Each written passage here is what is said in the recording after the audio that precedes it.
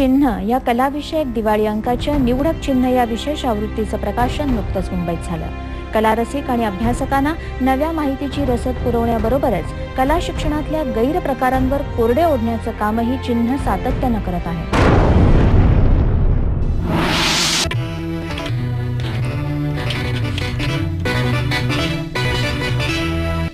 कला शिक्षणामध्ये कुठले प्रकार होत आहेत, कुठले गैरप्रकार होत आहेत, काय म्हणजे कुठल्या प्रकारांबद्दल नेमका तुमचा आक्षेप आहे, काय सांगू शकता? कला शिक्षणामध्ये काय होत नाहीये असा एक प्रश्न आहे खरं तर, की काही त्यांनी शिल्लक ठेवलेलं नाहीये. म्हणजे वाईट ज्या काही गोष्टी व्हायला पाहिजेत त्या गेल्या 20 वर्षाच्या काळामध्ये पूर्ण केलेल्या आहेत त्यांनी. काही त्यांनी शिल्लक ठेवलेलं नाही. म्हणजे मी जर सांगत बसलो तर ती जंत्री खूप मोठी होईल. तरी पण काही ठळक उदाहरणं तुम्ही देऊ शकता? ठळक उदाहरणं सांगायची तर जवळजवळ गेल्या 38 वर्षामध्ये अभ्यासक्रम बदलला गेलेला नाही महाराष्ट्राचा. आपण प्रागतिक राज्य म्हणतो पण अभ्यासक्रम 38 वर्ष बदलला जात नाही.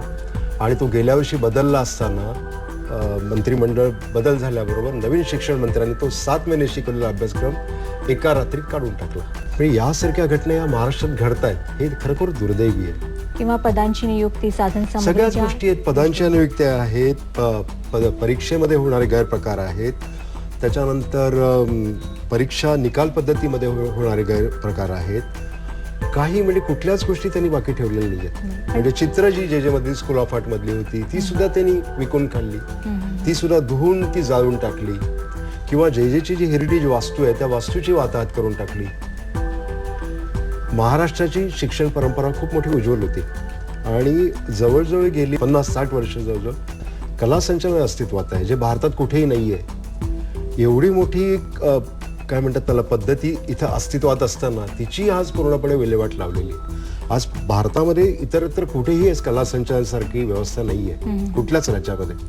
इतका हा प्रागतिक निर्णय त्यावेळच्या सरकारने घेतला होता. पण 1986 नंतर या सगळ्याला ओहोटी लागली आणि याच्यातले गैरप्रकार इतके वाईट झालेत की निकालात गोंधळ या लोकांनी केला. या लोकांनी जी पदं भरली त्याच्यामध्ये गोंधळ केला.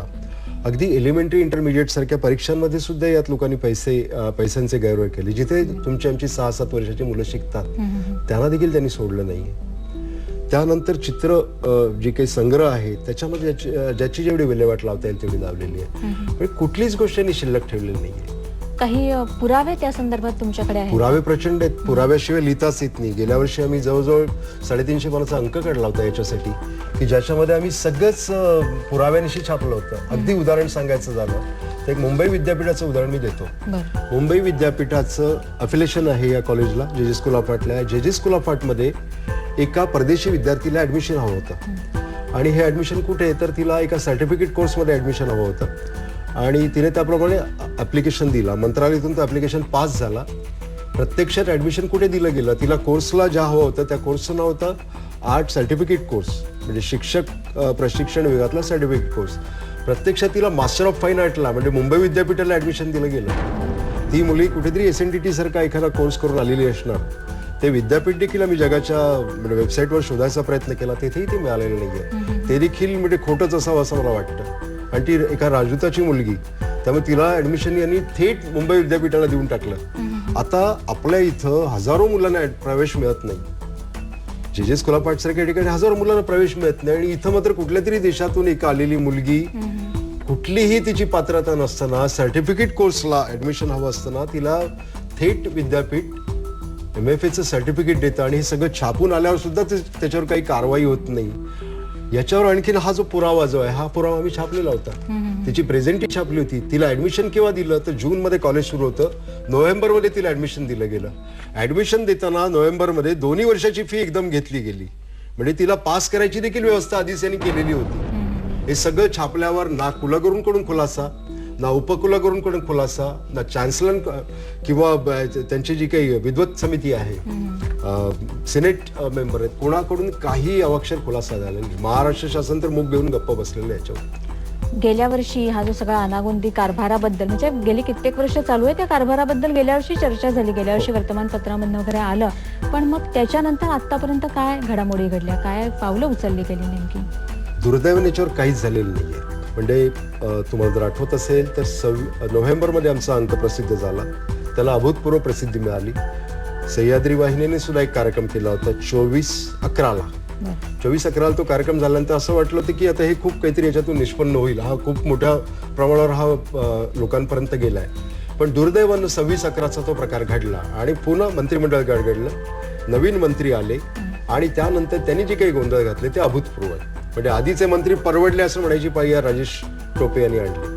त्यांनी 7 महिने चालू असलेला कोर्स एका रात्रीत नागपूरच्या विधानसभेत बंद केला. म्हणजे जुना जो कोर्स होता 38 वर्ष चाललेला तो पुन्हा सुरू केला. 38 वर्ष चाललेला कोर्स सुरू करताना त्यांनी कुठलाही गोष्ट चेक केली नाही, कुठलीही गोष्ट पाहिली गेली नाही.